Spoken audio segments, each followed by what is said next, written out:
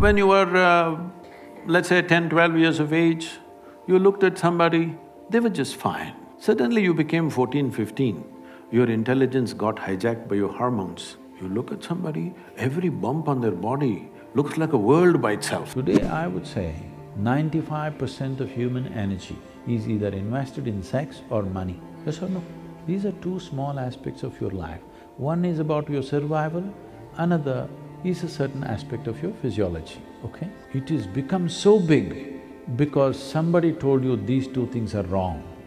Telling him that girl is for you, his mind is going crazy. He watches movies, these days pornographic stuff is all over the place, he's watching it on the phone. So he thinks this is what every girl wants.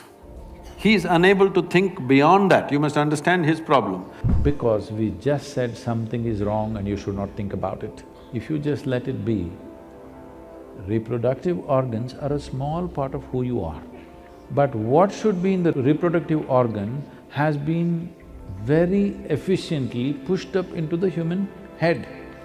Now sexuality is not happening in their bodies, it's happening in their head all the time. In this mind, if you say something is bad, do not think about it, that will become the full-time job. If you say, don't think about this, only that they will think. People who did not understand the nature of human mind brought morality into life.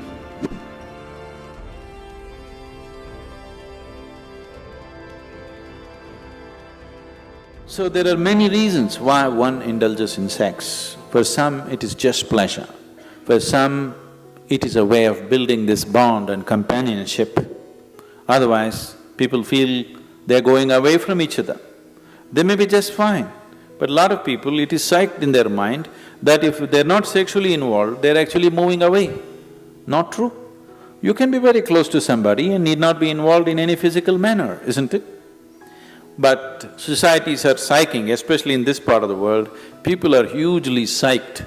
If there's no sexuality, you don't really have a relationship. In fact, the word relationship, it took me some time to understand that here, if you say a relationship, you're supposed to understand it's sex-based relationship. Nothing else is a relationship. If I can have a very strong relationship with you and not be concerned about your body, isn't it? I may not be drawn to your body in any way, but I can have a very powerful relationship with you. But all those possibilities are completely discounted. A relationship means you must be in some way physically involved, man, woman, or man, woman, whatever you like. Essentially, it's body-based. What kind of body is individual choices, but essentially it is body-based.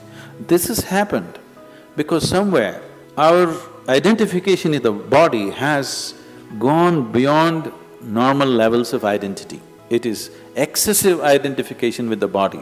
That is why body-based relationships have become the crux of the society. I keep hearing these complaints all over. Some people, generally women, keep complaining their husbands are excessively physical. Some woman constantly complaining, he doesn't lay a finger upon me. Whatever happens, it's a problem, because it'll never happen exactly the way you want it.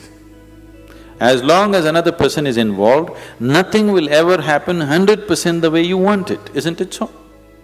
Yes or no? It never will. It doesn't matter if you get married to your god, it still won't happen. As long as your way of being, your sense of pleasure and joy is dependent on another person, you'll always have a complaint. Doesn't matter how wonderful the other person is. So, it is not sexuality per se which becomes the barrier, but the attachment it creates to the physicality which definitely becomes the barrier. Now I'm speaking, this is a kind of energy. You're looking at me, this is a kind of energy.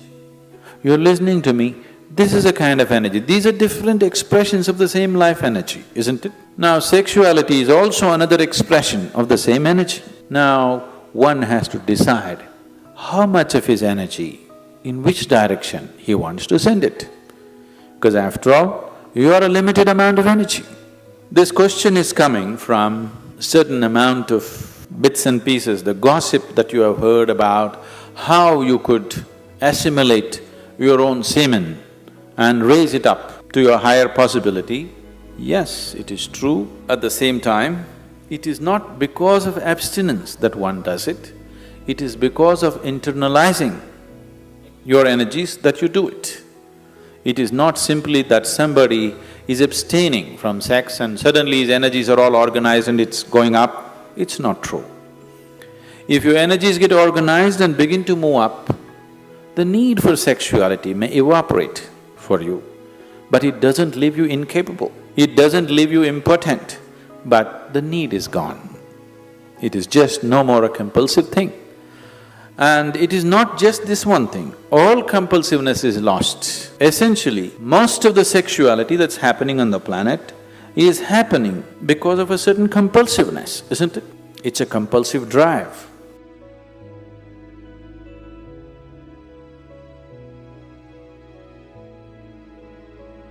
It is not the sexuality which limits it, but it's the excessive identity with the physicality which limits it.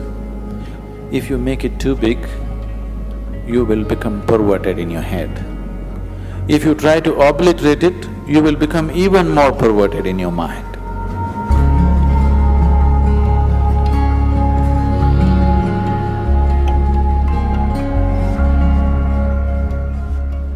One who is too identified with your physical body naturally is sex-driven because that is the highest thing that he knows. There are ways we can make you find something which is far bigger than this. Once you taste something better, I don't have to tell you, give this up or give that up, it'll anyway fall off, isn't it? There are ways to do certain sadhana which is more intense than sexuality, which is more ecstatic than sexuality.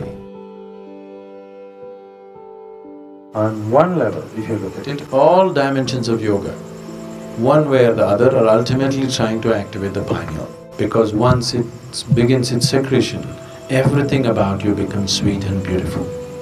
It creates a whole inner pleasure, which makes all the outer pleasures look like kindergarten stuff. That's the reason yogis are just sitting with eyes closed, not because they're against pleasure, they're against small pleasures, that's all. So the Shambhavi, one thing that's happening is, it stimulates the pineal secretion in a big way, which leaves you drenched in a certain level of sweetness throughout the day. It just leaves you in a certain state of ecstasy and blissfulness because the pineal gland is active. This is one aspect of your physiology which is very close to your consciousness. The rest of the physiology is about survival. But pineal gland is one aspect of your physiology which is very, very close to transcending the physical.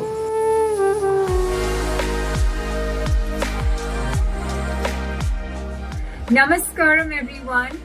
This one program has deeply impacted my life. To register for the online upcoming Upayoga program as designed by Sadhguru, you can click on the link in the description below or contact us on +91 6366 852 888. Do invest in your health. We'll see you soon. For now.